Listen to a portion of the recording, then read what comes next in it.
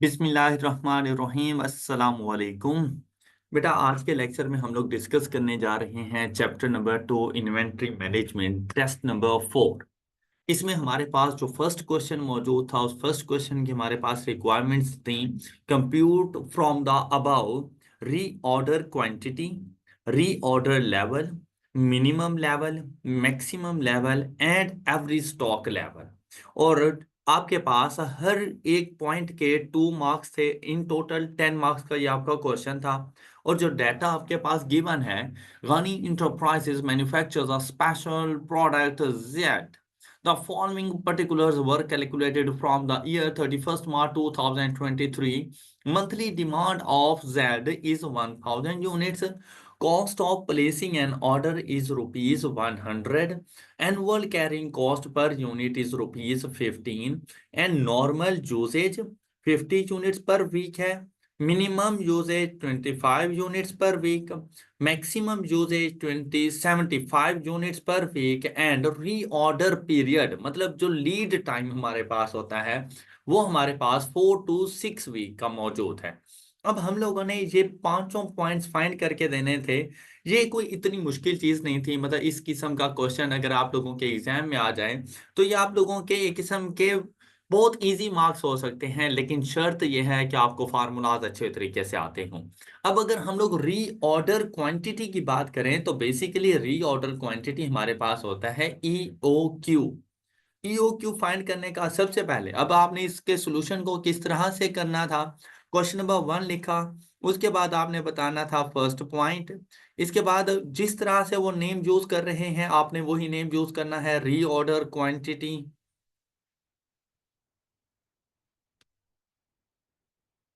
Reorder quantity. अच्छा, अब आप लोगों के पास हर पॉइंट के लिए 2 2 मार्क्स हैं, तो कोशिश किया करें कि आप उन्हें यहाँ पर फार्मूला भी साथ में बताएं। इसको हम लोग ईओ क्यू भी कहते हैं। इसका फार्मूला होता है 2 into एनुअल डिमांड। आप यहाँ पर सिंपल ए भी लिख सकते हैं कि आप यहाँ पर ये इस तरह से A stand for annual demand multiplied by आपके पास आती है यहाँ पर ordering cost per order divided by holding cost per unit per annum.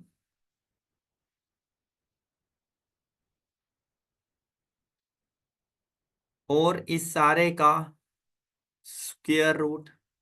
अच्छा, अब अगर आप लोग यहाँ पे गौर करें, जब हम लोग वैल्यूज को पुट करने के लिए जाएंगे तो यहाँ पर 2 मल्टीप्लाइड बाय ए की अगर बात करें तो यहाँ पर जो बच्चों ने मिस्टेक की, A is equal to annual demand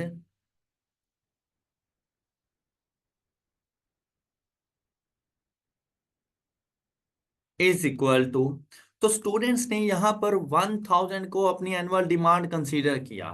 बच्चों ईओ क्यू हम लोग जो फाइंड कर रहे हैं वो फॉर रॉ मटेरियल है, जबकि ये जो एनुअल डिमांड है ये तो हमारी फाइनल प्रोडक्ट की है। अब ये जरूरी नहीं होता कि एक फिनिश्ड गुड्स का यूनिट बनाने के लिए रॉ मटेरियल भी आपका एक यूनिट ही लगता हो, ये बात जरूरी नहीं है। आपका रॉ मटेरियल इससे कम या इससे ज्यादा भी लग सकता है। तो ऐसी सिचुएशन में जो आप लोगों ने इसकी एनुअल डिमांड को मेजर करना था वो आपके पास आनी थी नॉर्मल यूजेज। अब ये पर वीक के हिसाब से है तो एक साल के अंदर टोटल कितने वीक्स आएंगे, 52। तो ये हमारे पास आंसर बनता 50 मल्टीप्लाइड बाय 52। ये आपके पास एनुअल डिमांड आ रही थी और यहां पर स्टूडेंट ने मिस्टेक कर दी थी और ये आपके पास आंसर बनता है इज इक्वल टू 2600। तो बहुत से बच्चों का ये क्वेश्चन सिर्फ इसी वजह से गलत हुआ कि यहाँ पर उन्होंने 1000 पुट कर दिया। 1000 फिनिश्ड गुड्स की एनुअल डिमांड है। ईओ क्यू फाइंड करने के लिए हम लोगों ने रॉ मटेरियल की एनुअल डिमांड देखनी है जो क्वेश्चन में डायरेक्टली गिवन नहीं थी। तो हम लोगों ने जाकर एवरेज यूजेज मल्टीप्लाइड बाय 52, तो ये हमारे पास एनुअल यूजेज बन जाएगी। फिर हमारे पास ordering cost, cost of placing in order 100, ये एज इट इज गिवन था, multiplied by 100 and divided by holding cost per unit भी हमारे पास as it is annual carrying cost, holding cost 15 rupees, यहाँ पर हमारे पास 15 आ गया। इस सारे का अंडर रूट, तो यहां से जो हमारे पास आंसर आता है वो आएगा कुछ इस तरह से, 2 multiplied by 2600 multiplied by 100 and divided by 15 is equal to, the answer is 186.18, मतलब अप्रोक्सीमेट 186। अब ये रीऑर्डर क्वांटिटी है, तो इसके साथ आप लोग लिख लेंगे यूनिट्स। तो आपके इस तरह से 2 मार्क्स कंप्लीट हो जाते हैं। फिर अगर आप लोग देखें, जो नेक्स्ट आपके पास पॉइंट था वो आपके पास था रीऑर्डर लेवल। यहां पर आप आए, अब यहां पे पहले लिख दें कि आप कैलकुलेट करने जा रहे हैं रीऑर्डर लेवल।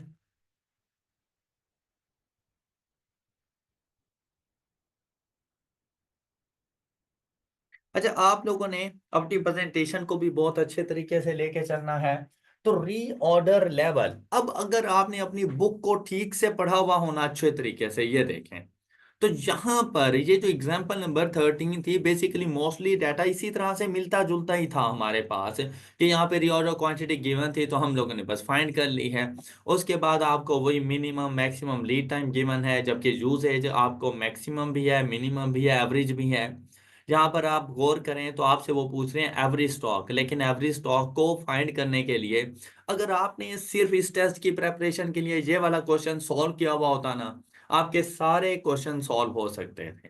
तो यहाँ पर अगर आप लोग देखें तो रीऑर्डर लेवल कैलकुलेट करना है तो आपको ये फार्मूला मिल गया यहाँ पर, maximum usage multiplied by maximum lead time. ये रीऑर्डर लेवल का हमारे पास फार्मूला होता है। यही काम आपने यहाँ पे करना था, is equal to maximum.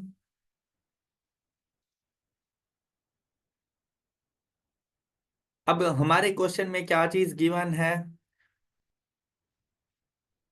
Maximum usage को मल्टीप्लाई करेंगे मैक्सिमम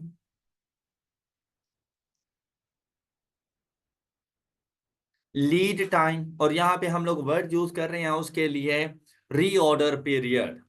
तो maximum reorder period, reorder period को ही लीड टाइम कहते हैं, रीऑर्डर पीरियड।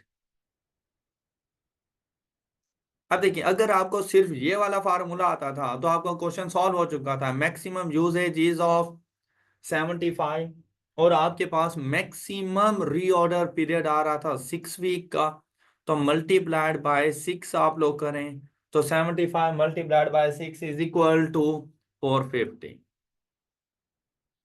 यूनिट्स।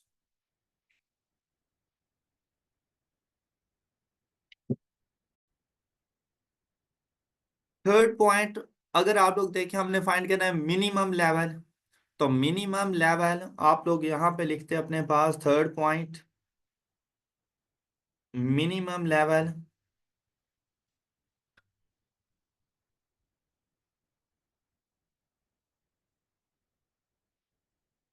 अच्छा, अब मिनिमम लेवल पढ़ते ही हमें ऐसा लगता है जैसे हम लोगों ने जाकर minimum usage multiplied by minimum reorder period कर देंगे तो हमारे पास मिनिमम लेवल आ जाएगा।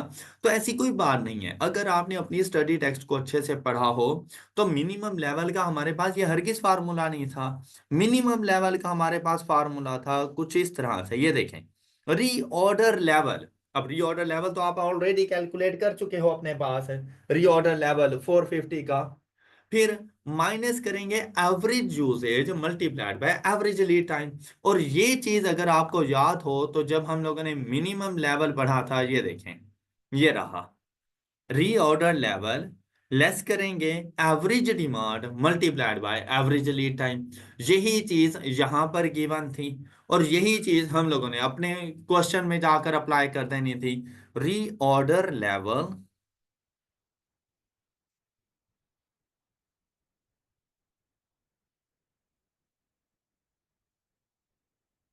माइनस, अब ये चीज ब्रैकेट में आप लोग लिख सकते थे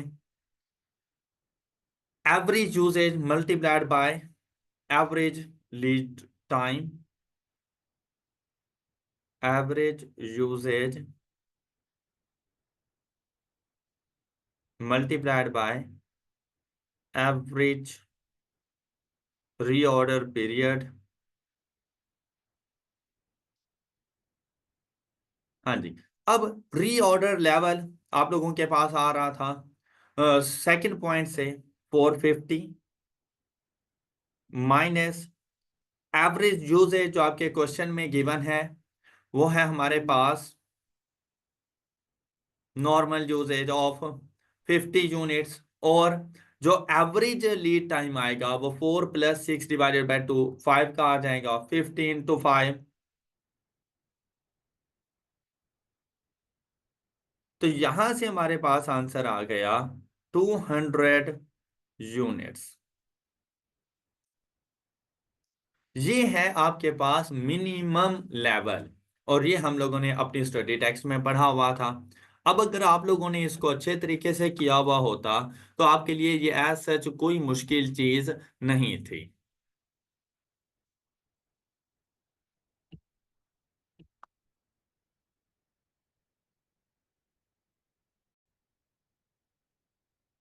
अब जो नेक्स्ट पॉइंट हमारे पास आना है वो है हमारे पास मैक्सिमम लेवल।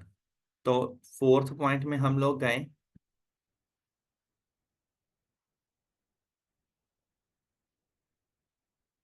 मैक्सिमम लेवल,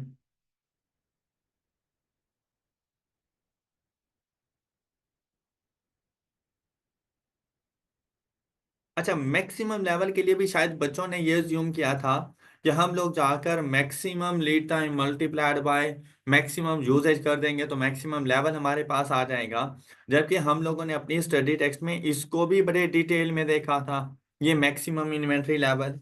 अब इसका फार्मूला क्या था, रीऑर्डर लेवल। ऐड करेंगे रीऑर्डर क्वांटिटी जिसे ईओक्यू भी कहते हैं, और लेस करेंगे minimum demand into minimum lead time. तो ये फार्मूला था मैक्सिमम लेवल का। रीऑर्डर लेवल ऐड करेंगे हम लोग reorder quantity, reorder quantity less करेंगे इसमें से minimum demand multiplied by minimum period. Minimum demand या यूजेज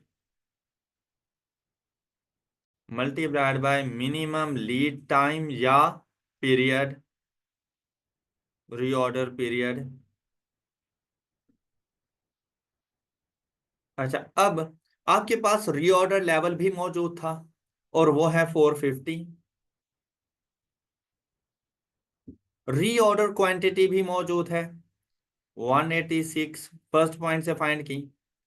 मिनिमम यूजेज आपके पास आ रही है 25 मल्टीप्लाइड बाय मिनिमम पीरियड आपके पास आ रहा है 4। तो आपके पास यहां से आपका आंसर बन जाएगा 450 +186 -25 × 4 = 100, 536, 536। And the last point is average stock level. और एवरेज स्टॉक लेवल देखें, fifth point, average stock level. अच्छा, इसके लिए हम लोगों ने क्या पढ़ा हुआ था कि अगर ये हमारे पास सेफ्टी स्टॉक ना हो तो हाफ ऑफ ईओक्यू मतलब रीऑर्डर क्वांटिटी, ईओक्यू का हाफ प्लस सेफ्टी स्टॉक। तो ये जो हमारे पास मिनिमम लेवल है ना, यही बेसिकली हमारा सेफ्टी स्टॉक है। तो यहां पर आ जाता है मिनिमम यूजेज, मिनिमम लेवल। अच्छा, ये चीज अब यहां पर गिवन थी हमारी स्टडी टेक्स्ट में। कहते कि ये जो लास्ट वाली एग्जांपल हम लोगों ने सॉल्व की थी, एग्जांपल नंबर 13, उसकी डिमांड क्या थी, average stock level. Average stock level कैसे आया था, ये देखें, minimum level plus half of reorder quantity. तो ये मिनिमम लेवल हम लोगों ने इस तरह से कैलकुलेट किया था। तो सेम आपने यहां पर भी ऐसा ही करना था। अब आपके पास ईओ क्यू था 186 का, 186 का half plus minimum level of 200, तो आपके पास वैल्यू आ जाती है 293 units.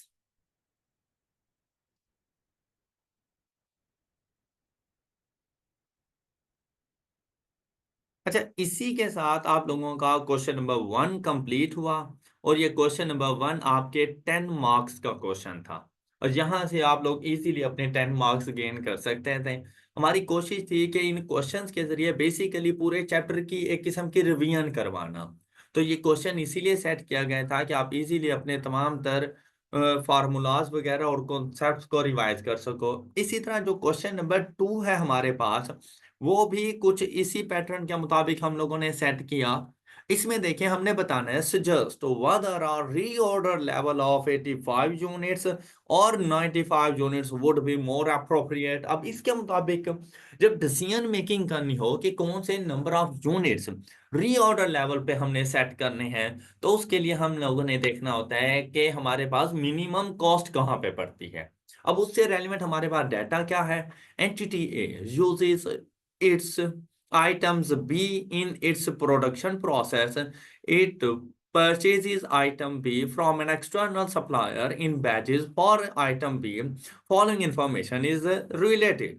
Holding cost 20 per unit per year. Stock out cost is rupees 8 per year stock out.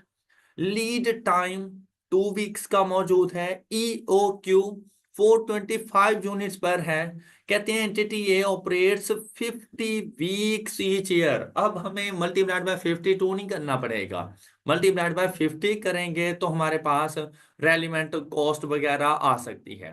Weekly demand for item B for production is variable as follows. अब हमें बता रहे हैं कि जो हमारी वीकली डिमांड है वो basically unit demanded during the lead times 65, और उसकी प्रोबेबिलिटी 10%, 75, 85, 95, और उनके साथ साथ रिस्पेक्टिव प्रोबेबिलिटीज गिवन है। अब प्रोबेबिलिटी थ्योरी को यूज करते हुए हम लोगों ने बताना है कि हमारे लिए 85 यूनिट्स का रीऑर्डर लेवल ज्यादा अप्रोप्रिएट है या 95 यूनिट्स का। तो बिजनेस पॉइंट ऑफ व्यू से अगर हम लोग सोचें तो हमने अपनी कॉस्ट को मिनिमाइज करना होता है। तो ये क्वेश्चन भी हम लोगों ने सॉल्व किया हुआ था अपनी स्टडी टेक्स्ट में। जस्ट हम लोगों ने कुछ वैल्यूज को चेंज किया और हमारे पास एक न्यू क्वेश्चन बन गया। और ये क्वेश्चन था हमारा एग्जाम्पल नंबर 11। अब यहां पर भी देखें सेम वैसे ही holding cost, stock out cost, lead time, EOQ, और कुछ प्रोडक्शन रीऑर्डर लेवल्स बताए, उनकी प्रोबेबिलिटीज। अब प्रोबेबिलिटीज सेम है, सिर्फ जहां पर रीऑर्डर लेवल में और इस डाटा में थोड़ा बहुत डिफरेंस था। अब यहां पर 48 वीक्स के हम लोगों ने काम किया, लेकिन जो क्वेश्चन में है वो 50 वीक्स के लिए है। तो भी सबसे पहला जो पॉइंट होता है वो आप लोगों ने ये कैलकुलेट करना है कि average demand in lead time कितनी है।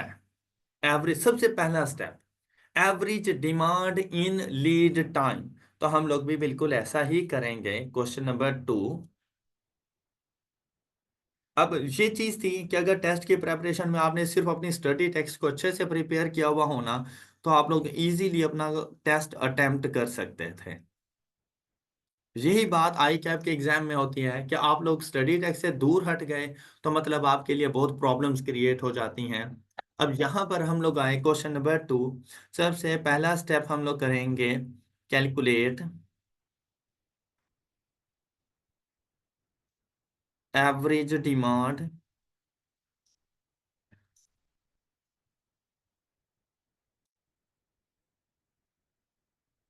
इन लीड टाइम। अच्छा, यहाँ पर अब प्रोबेबिलिटी थ्योरी अप्लाई हो रही है, तो बेसिकली ये जो एवरेज है ना, ये ऐसा नहीं है कि मैं जाऊंगा यहाँ पर 65 plus 75 plus 85 plus 95 divided by 4, तो ऐसा नहीं है। साथ में प्रोबेबिलिटीज हैं तो वेटेड एवरेज फाइंड की जाएगी। तो वेटेड एवरेज फाइंड करने के लिए देखें, इन्होंने तो इस तरह से कुछ कर लिया, हमें भी कुछ ऐसा ही करना है कि नंबर ऑफ यूनिट्स को हम लोगों ने मल्टीप्लाई करना है प्रोबेबिलिटीज के साथ। अब ये कुछ इस तरह से होता है, ये एक्स, एक्स से मुराद है डेज, सॉरी एक्स से मुराद यूनिट्स। यूनिट्स हमारे पास कितने आ रहे हैं हमारे क्वेश्चन के मुताबिक? 65 to 95, 65, 75, 85। फिर इनकी प्रोबेबिलिटीज, प्रोबेबिलिटी ऑफ एक्स, और वो प्रोबेबिलिटीज हमारे पास आ रही हैं 10, 20, 30, 40। 10% को हम लोग लिखेंगे 0.1, 20, 30, 40। अब इनकी जो एवरेज होती है ना, वो basically probability multiplied by x, x P of x. अब ये फाइंड करें तो ये हमारे पास वैल्यू आ जाएगी 6.5। यहां से 75 इंटू 2 कर लें, 15, 85 इंटू 3.3, 25.5, और 95 मल्टीप्लाइड बाय 0.4, 38। और इस सारे का सम ले लें तो आपके पास इसका टोटल आ जाएगा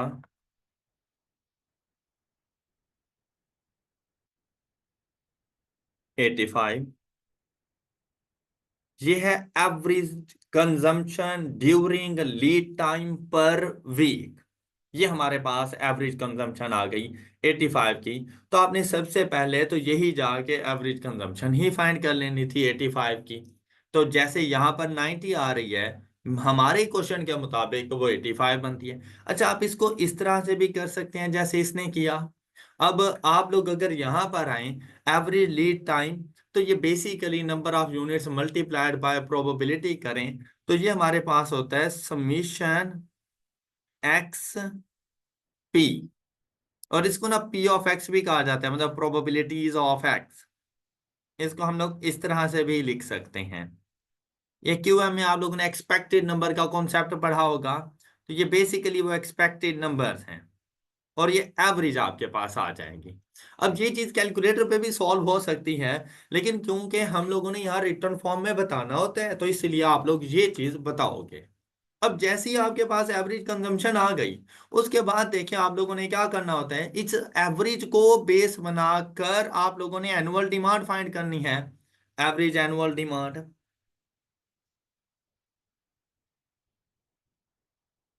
annual demand.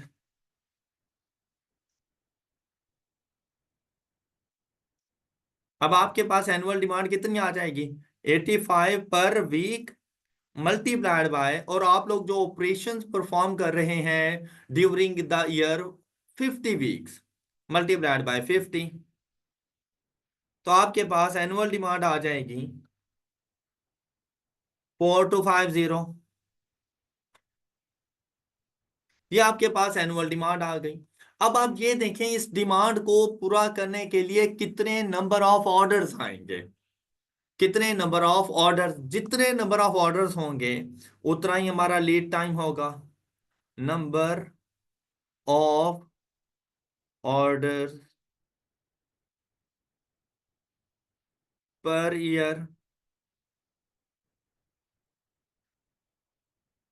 Is equal to annual demand divided by order quantity. और वो क्वेश्चन में गिवन थी हमारे पास ईओ क्यू 425। तो आपने इसको डिवाइड कर देना है 425 के साथ, तो टोटल नंबर ऑफ ऑर्डर्स आ जाएंगे आपके पास 10। अगर टोटल नंबर ऑफ ऑर्डर्स आपके पास 10 आ गए, it means that during the year 10 lead times आपके पास आएंगे। 10 टाइम्स आपको लीड टाइम्स फेस करने पड़ जाएंगे। जैसे यहाँ पे कहा था 16 order each year, therefore there will be 16 lead times each year. तो हम लोग कह सकते हैं इधर अपने क्वेश्चन में, देयरफॉर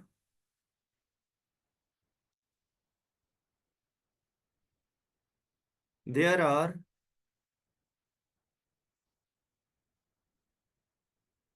10 lead times.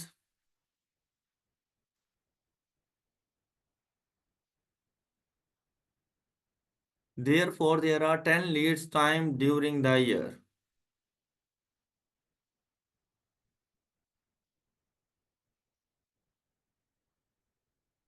अच्छा, जब आप यहां तक पहुंच जाएं, मतलब सबसे पहले आप लोगों ने यही सारी वर्किंग ही करनी है। अब देखें, अब उसने क्या कहा था कि भाई आप मुझे बताओ 85 का रीऑर्डर लेवल मेरे लिए बेस्ट रहेगा या मेरे पास 95 का रीऑर्डर लेवल बेस्ट रहेगा।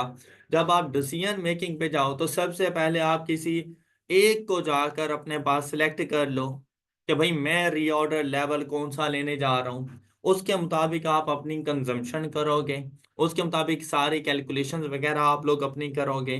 अब अगर यहाँ पर हम लोग देखें, सबसे पहले हमने देखना है रीऑर्डर लेवल ऑफ 85।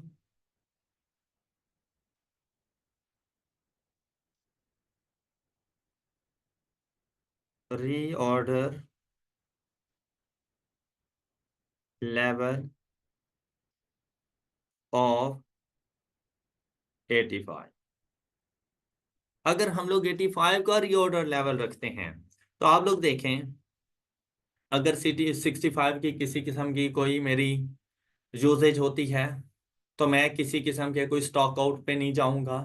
75 भी अगर यूसेज होती है पर वीक तब भी मैंने स्टॉक आउट पे नहीं जाना। अगर 85 की मेरे पास कंजम्पशन हो जाती है पर वीक, 85 ही मेरा रीऑर्डर लेवल है, तब भी मैं स्टॉक आउट पे नहीं जाऊंगा। तो स्टॉक आउट में मैं सिर्फ एक सिचुएशन में जा सकता हूं, अगर मेरे पास डिमांड 95 यूनिट्स पर वीक आ जाए और उसके भी जो चांसेस हैं मेरे पास वो 0.4 हैं, 40% के हैं। तो मैंने जो स्टॉक आउट कॉस्ट देखनी है यहाँ पर, मेरे पास जो स्टॉक आउट कॉस्ट आ रही है वो है ₹8 फॉर ईच स्टॉक आउट। मैंने इसके मुताबिक जाके कैलकुलेशन देखनी है। और during the year in total 10 stock outs की सिचुएशंस मेरे पास आ सकती हैं।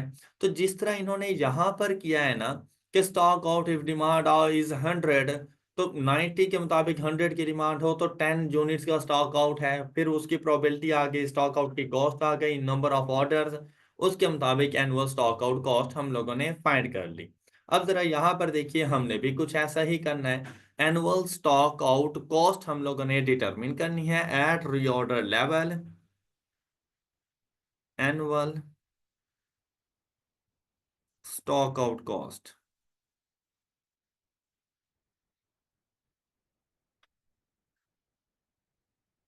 स्टॉक आउट कॉस्ट कैसे आएगी?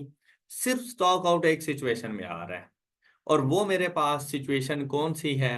अगर डिमांड मेरे पास 95 की हो जाए तब स्टॉक आउट होगा, और वो भी स्टॉक आउट सिर्फ और सिर्फ 10 यूनिट्स का होगा जिसकी प्रोबेबिलिटी 0.4 है।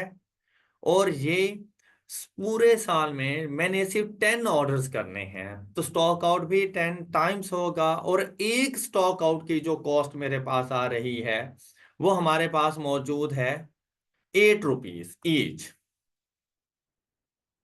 ये मेरे पास स्टॉक आउट आ जाएगी। तो टोटल मेरे पास जो स्टॉक आउट कॉस्ट बनेगी वो बनेगी 10 multiplied by 0.4 multiplied by 10 multiplied by 8 is equal to 320। इसके बाद एनुअल स्टॉक आउट कॉस्ट के बाद हम लोगों ने देखनी होती है इसकी कैरिंग कॉस्ट। जैसे अब देखें, मैं साथ साथ रेफरेंस इसलिए दे रहा हूं ताकि आप लोगों को पता हो कि बुक में भी बिल्कुल ऐसा ही सोल्यूशन था कि आप देखें बिल्कुल सेम। अब चाहें तो आप इस टेबल की फॉर्म में भी जा सकते हैं जैसे वो लोग गए, ये देखें। आप चाहें तो आप लोग ये मेरे वाले मेथड के ऊपर भी जा सकते हैं, एनुअल स्टॉक आउट कॉस्ट। उसके बाद हमने देखना होता है भाई एनु हमारे पास बफर स्टॉक कितना है। तो बफर स्टॉक मेरे पास आता है reorder level minus average demand in lead time. अब अगर आप लोग देखें भाई, मेरे पास रीऑर्डर लेवल 85 का है और मेरे पास जो average demand in lead time आ रही है वो भी 85, तो मेरे पास तो किसी किस्म का कोई बफर स्टॉक है ही नहीं। जब बफर स्टॉक नहीं है तो उसके ऊपर कोई कैरिंग कॉस्ट भी नहीं आएगी। Buffer stock is equal to जी, और इसका फार्मूला क्या था हमारे पास, reorder level minus average demand in lead time. Reorder level minus average demand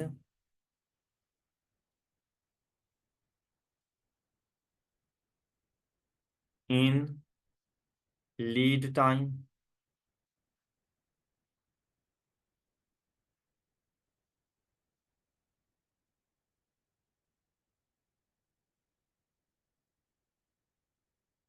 अच्छा, अब मेरे पास रीऑर्डर लेवल है 85 का, जो कि अभी हम लोगों ने यहाँ पे सिलेक्ट किया, माइनस जो एवरेज डिमांड हम लोगों ने ऊपर फाइंड की थी प्रोबेबिलिटी थ्योरी अप्लाई करते हुए, वो भी 85 की हमारे पास आ गई। तो 85 माइनस 85, तो किसी किस्म का कोई बफर स्टॉक नहीं है, तो किसी किस्म की कोई कॉस्ट भी नहीं आएगी। तो टोटल जो मेरी कॉस्ट पड़नी है 85 रीऑर्डर लेवल को सिलेक्ट करके, वो है 320 की। अब हमने इसका कंपैरिजन जाके करना है कि अगर मेरे पास रीऑर्डर लेवल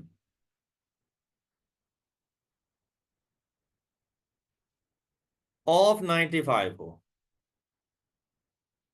तो भाई अगर 95 का रीऑर्डर लेवल मैं सिलेक्ट कर लूंगा, तो मेरे पास तो स्टॉक आउट कॉस्ट बढ़नी ही नहीं है, क्योंकि मैं किसी भी हालत में स्टॉक आउट पे जा ही नहीं रहा। तो मेरे पास किसी किस्म की कोई स्टॉक आउट कॉस्ट नहीं होगी। तो हम लोग उसको जाके नील लिख देंगे अपने पास, स्टॉक आउट कॉस्ट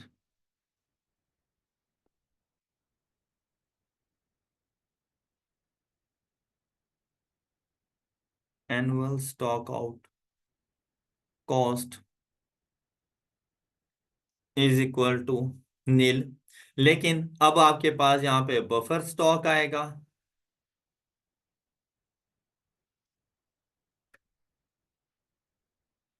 अच्छा, बफर स्टॉक का same formula, reorder level of 95 minus average demand in lead time. तो हमारे पास ये वैल्यू आ रही है बफर स्टॉक 10 की। तो इसके ऊपर कैरिंग कॉस्ट पड़नी है। तो अब कैरिंग कॉस्ट पर यूनिट हमारे पास आ रही थी हमारे क्वेश्चन के मुताबिक, holding cost 20 rupees per unit per year, तो multiplied by 20।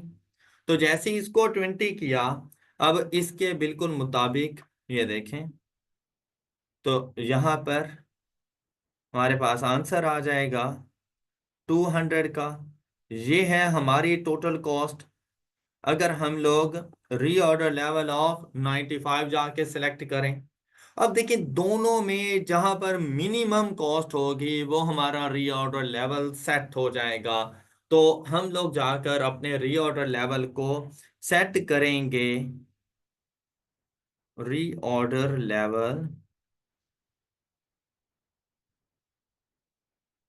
Level of 95 is more appropriate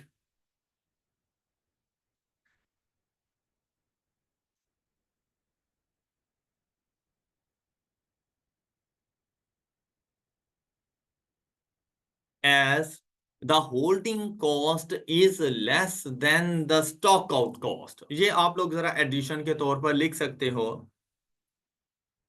as, या फिर आप टोटल कॉस्ट का रेफरेंस देते हैं, as the total cost is 200 as compare to the reorder level of 85 which is 320। आप इस तरह से भी इसको कर सकते हो। तो जो भी सेंटेंस आपको अच्छा लगे आपने इसको कंप्लीट कर लेना है। और ये है हमारा क्वेश्चन नंबर 2 का सोल्यूशन। आई होप कि आप लोगों को क्वेश्चन नंबर 2 का सोल्यूशन भी बहुत अच्छे तरीके से समझ आ गया होगा। इसी तरह इंशाल्लाह नेक्स्ट टेस्ट की डिस्कशन में हम लोग मजीद कुछ पॉइंट्स को डिस्कस करेंगे। तब तक के लिए अपना ख्याल रखिए। अल्लाह हाफिज।